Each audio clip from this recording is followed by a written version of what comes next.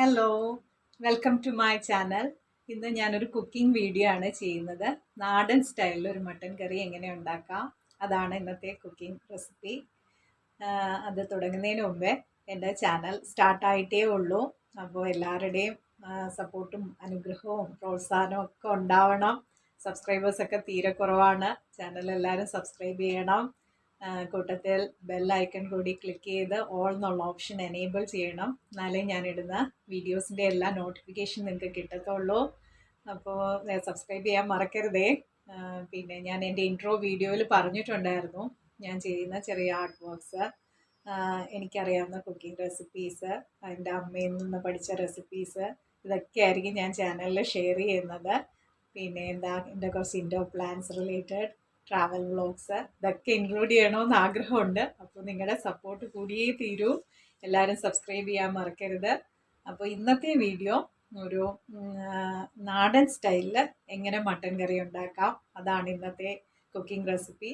അപ്പോൾ ഇത് വീഡിയോ കണ്ടിട്ട് എല്ലാവരുടെയും കമൻസ് അറിയിക്കുക. കൂട്ടത്തിൽ ഇഷ്ടപ്പെടുന്ന എൻ്റെ വീഡിയോസ് എല്ലാവർക്കും ഷെയർ ചെയ്ത് കൊടുക്കാനും മറക്കരുത്. നിങ്ങളുടെ ഫ്രണ്ട്സിനൊക്കെ ഷെയർ ചെയ്ത് കൊടുക്കണം. അപ്പോൾ നമ്മുടെ കുക്കിംഗ് വീഡിയോയിലോട്ട് പോകാം.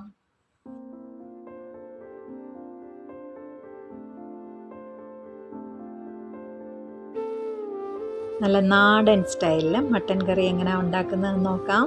ഇവിടെ 1.5 കിലോയോളം മട്ടൻ ഉണ്ട്. ഇത് കഴുകി വൃത്തിയാക്കിയ എടുത്ത മട്ടനാണ്. അതിലോട്ട് ഞാൻ ഒരു 1/2 സ്പൂണ് പെരിഞ്ചീരകം ചെറുതായിട്ടൊന്ന് ചതച്ചതാണ് അത് ചേർക്കുന്നുണ്ട്. അതിൻ്റെ കൂടെ 1 സ്പൂൺ മഞ്ഞൾപ്പൊടി, ഒരു 1/4 സ്പൂണോളം കുരുമുളക് പൊടിയും 1/4 സ്പൂണോളം ഗരം മസാലയും ചേർക്കുന്നുണ്ട്.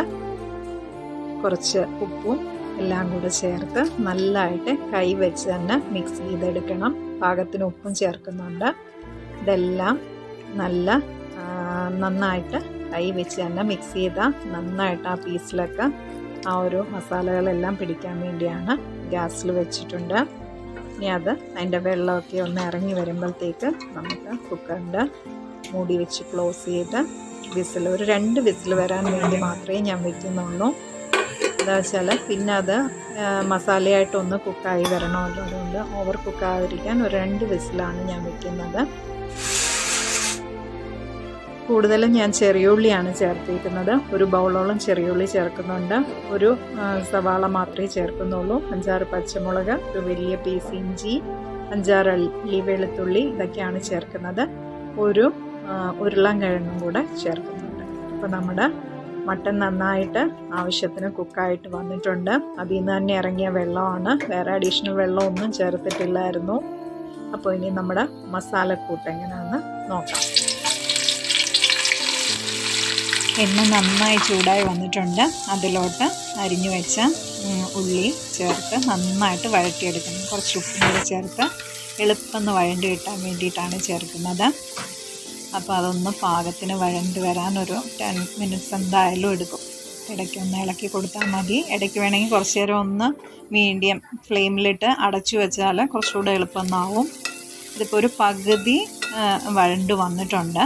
അന്നേരം നമ്മുടെ അരിഞ്ഞു വെച്ചിരിക്കുന്ന ഇഞ്ചി വെളുത്തുള്ളി ചെറുതായിട്ട് ഞാൻ ചോപ്പ് ചെയ്തെടുത്താണ് അത് ഈ ഉള്ളിയിലോട്ട് ചേർക്കാം. അതിൻ്റെ പച്ചമണം ഒന്ന് മാറുന്നിടം വരെ അതൊന്ന് മൂപ്പിച്ചെടുക്കണം.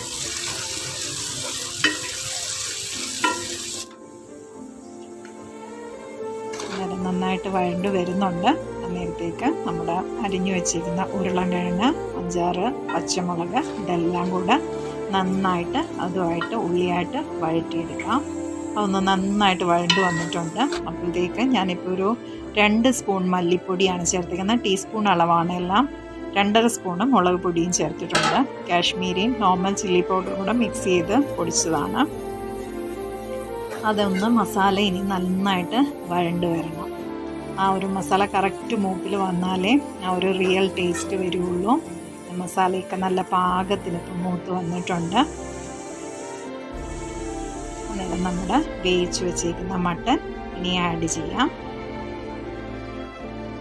അത് ഈ മസാലയായിട്ട് നല്ല മിക്സ് ചെയ്തെടുത്ത് ഇനി ഒരു 10 മിനിറ്റ്സ് എങ്കിലും, ഒരു 5 to 10 മിനിറ്റ്സ് എങ്കിലും അടച്ചു വെച്ച് അത് കുക്ക് ചെയ്യണം.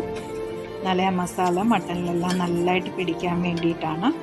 അന്നേരം ഒരു 5 മിനിറ്റ്സ് കഴിഞ്ഞ് ഞാനിപ്പോൾ ഒന്ന് തുറന്ന് നോക്കിയിട്ടുണ്ട്. ഒന്നുകൂടെ ഇടയ്ക്കൊന്ന് ഇളക്കി കൊടുക്കണം. എന്നിട്ട് പിന്നെ ഒരു 5 മിനിറ്റ്സും കൂടെ മൂടി വെച്ച് ചെയ്താൽ മതി. ഇപ്പോൾ ഞാനൊരു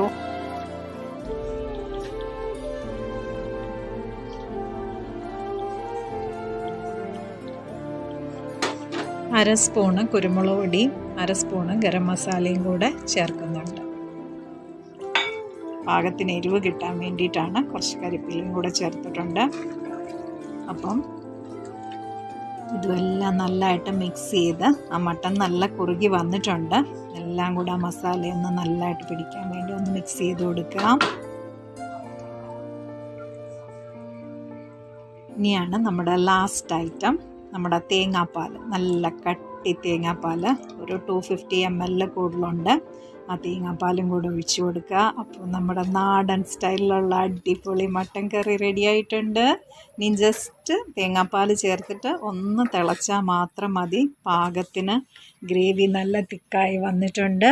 ഇത് നമ്മുടെ ചോറിനും അപ്പത്തിനും ചപ്പാത്തിക്കും എല്ലാം കഴിക്കാൻ പറ്റുന്ന നല്ലൊരു അടിപൊളി മട്ടൻ കറിയാണ്. നല്ല കേരള സ്റ്റൈൽ മട്ടൻ കറിയാണ്. ഒരു 10 മിനിറ്റ്സിന് ശേഷം സെർവിങ് ബൗളിലോട്ട് മട്ടൻ കറി മാറ്റാം. എല്ലാവരും ട്രൈ ചെയ്ത് നോക്കണേ. നിങ്ങളുടെ കമൻസ് അറിയിക്കൂ. ഫ്രണ്ട്സിനൊക്കെ വീഡിയോസ് ഷെയർ ചെയ്ത് കൊടുക്കുക. അന്നേരം അടുത്ത വീഡിയോയിൽ കൂടെ ഉടനെ കാണാം. ചാനൽ സബ്സ്ക്രൈബ് ചെയ്യാൻ മറക്കണ്ട. Till then, it's bye from SwapnaArun.